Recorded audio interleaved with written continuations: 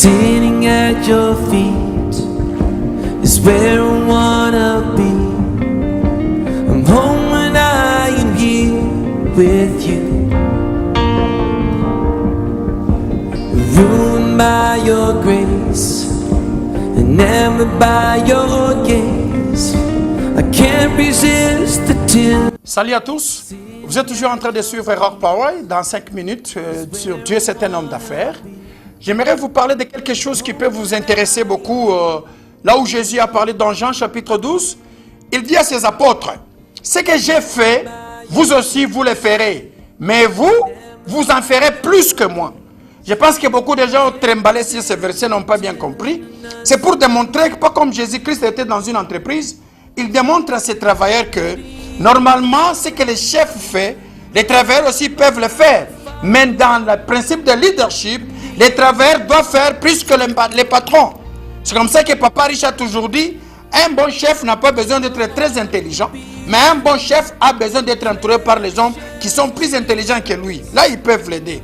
Alors, si vous remarquez bien, Jésus-Christ dans son leadership, ou dans son entreprise, ou dans son ministère, si vous comparez très bien, les apôtres ont beaucoup fait pour Jésus par rapport à ce que Jésus a fait pour eux. Pas vrai? Ce n'est pas pour rien. Si vous remarquez très bien, même les parfums, Jésus n'a pas acheté, comme il aimait beaucoup de parfums. Vous savez, c'est un homme d'affaires, il aime la classe.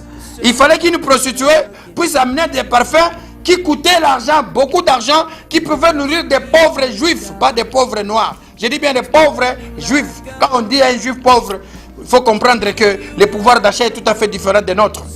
Alors, pour entrer à Jérusalem, Jésus n'a pas acheté, on a dit d'amener un chameau. Bon, on peut les moderniser, c'était un Cadillac ou bien une Mercedes. Alors, Jésus a commandé, il a dit, je ne peux pas entrer à Jérusalem à pied.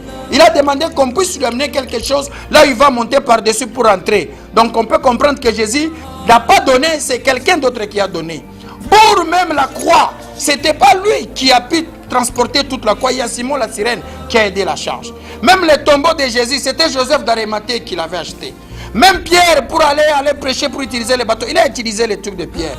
Quand il fallait multiplier les poissons, il a utilisé les pains et les poissons d'un petit garçon. Laisse-moi vous dire, même pour l'impôt, c'est Pierre qui est allé prendre l'argent. Laisse-moi vous dire une chose, et que lorsque vous êtes entouré des gens, il faut que ces gens puissent beaucoup vous aider par rapport à toi, tu puisses beaucoup les aider. Pourquoi? Ça va vous aider à évoluer. C'est comme ça que les apôtres de Jésus, en tant qu'homme d'affaires, surtout j'ai aimé beaucoup Pierre, ce n'est pas pour rien Pierre s'est révolté.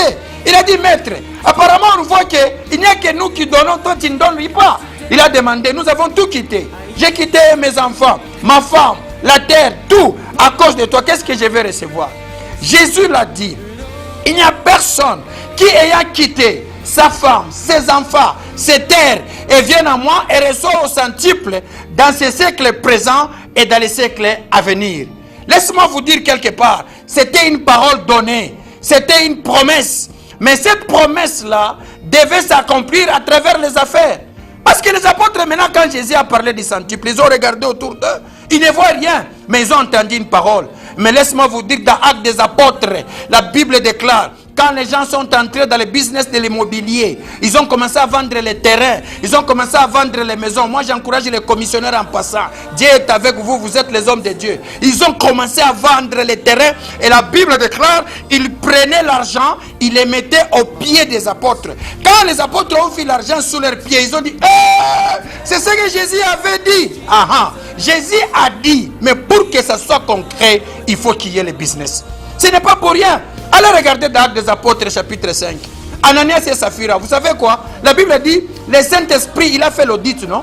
Il a joué le rôle de cabinet d'audit international. Ils ne sont pas morts parce qu'ils ont fait l'adultère. Ils ne sont pas morts par quoi? Parce que le Saint-Esprit a fait le calcul de l'argent avec la calculatrice. Il a dit, vous avez trompé Dieu. Ce que vous avez donné, selon mes commissaires d'audit ou commissaires de comptes, j'ai remarqué que le montant n'est pas exact. Vous croyez que le Saint-Esprit est là seulement pour les chakarabasanta? Non, il est là aussi pour faire l'audit financier. Ananias et Saphira sont morts, n'est pas à cause d'un péché d'adultère, mais à cause des calculs d'argent. Le Saint-Esprit a calculé, il a dit que le montant n'était pas exact. À suivre.